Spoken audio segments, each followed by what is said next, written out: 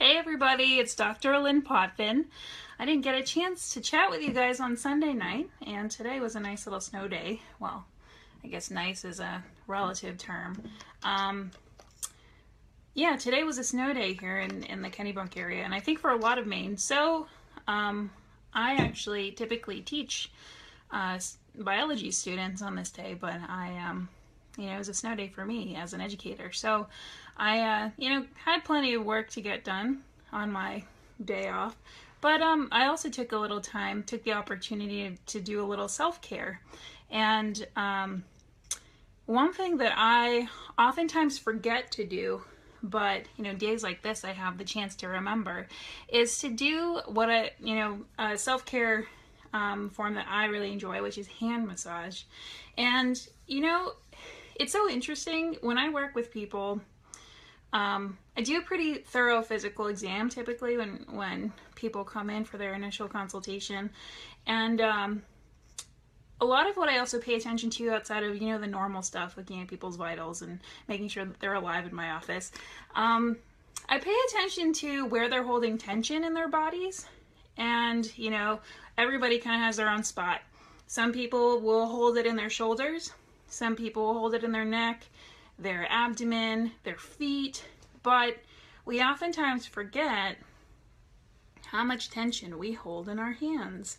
Now, for those of us that use our hands more frequently, people that are artists and crafters, etc., or musicians, you may notice it more frequently, but it's certainly a place where people really, really do hold a lot of their tension. And it makes sense, right? We are driving, often gripping a steering wheel. We are texting, typing. And we oftentimes, have this claw formation that will certainly, over time, start to determine the function. Because it's not just about our hands, right? It's not just about our digits.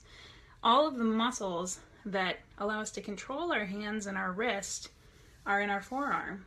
And so when we build up tension, even just in our hands, we're also building up, significant amounts of tension here. Now, you may want to check yourself. You can probably feel a nice little tight bunch in your extensor muscle groupings here.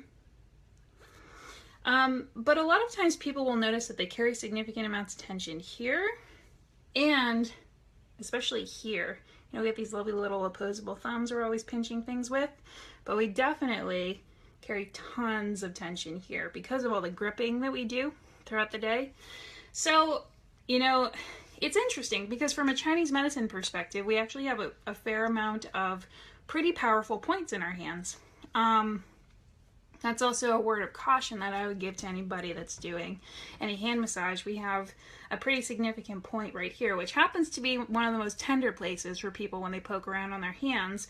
But this is a point that should be avoided if you're pregnant or you are expecting or trying to get pregnant, because it's a releasing point from a Chinese medicine perspective. But today, I took the chance to do a little hand massage. So I'm going to teach you some basic technique. And hi to everybody that's joining me. I see a few names there.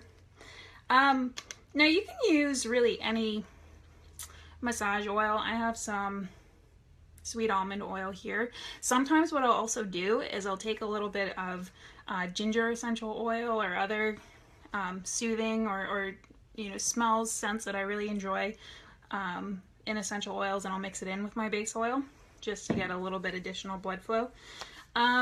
It's usually helpful, and I actually just took a nice hot bath as well. It's usually helpful to do a nice hot soak or do hot packs. I really love to actually prescribe hot packs especially over this chunk of muscle here in your arm. You can see. Again, these are your extensor muscles, and these are the ones that really get quite tight when we spend a lot of time typing and gripping. So doing a hot pack over the arm as well can be really helpful, in addition to doing a hot hand soak.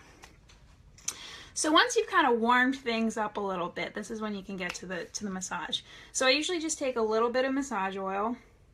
You don't need that much. It's not a huge, surface area. And you can apply the oil you know, over all the surfaces that you want to work on. But when you're working on muscle groupings, it can be helpful to kind of work on the edges or to the points where they attach to the bone. That's where you end up with some focused trigger points, as we call it. So usually, you know, principles of massage is that you start working a little bit more superficial and then you get in deeper as you go. You kind of work through the tissues and the connecting tissues. So really focusing, you know, on those connecting points, but starting superficial is a good idea. And, you know, as you work your way over, you know, along the muscle, it's also important to keep in mind that, you know, fluid that builds up in your tissues, lymphatic fluid, or, you know, your lymphatic system really is flowing in one direction. So you always want to make sure to sweep back towards the direction of your heart. When you're doing any sort of exercise or massage in your extremities, make sure that you always do a light final sweeping back towards the direction of your heart, which is the direction that your lymphatics move in, okay? So we're doing some work on the extensor muscles. You can work on your flexors, which are the other side of your arm as well. You know, all of these lovely spaces here that are responsible for things like, you know, they can certainly cause tingling into the fingers if it gets pretty tightened up here, restrictive in the rest. Carpal tunnel syndrome, if any of you have experienced this is a good exercise for you to do regularly. So working on the muscles of the arm, the muscle groupings of the arm is really important. But when you get to the actual hand, again, working in superficial to deep motions. You can do circular motions, that feels pretty awesome. Remembering always to kind of do light sweepings back in the other direction to keep fluid, or to keep your lymphatic system running in the direction it's supposed to go. This is again where I like to use things like ginger oil, just a slight, you know, amount to your base oil, because it can be nice and warming and moving, which is nice, you know, this time of year, pretty cool. Certainly was a good day for any warming oils. But, you know, this is something that you can also have somebody else do for you. Your partner, friends, you can do it for each other.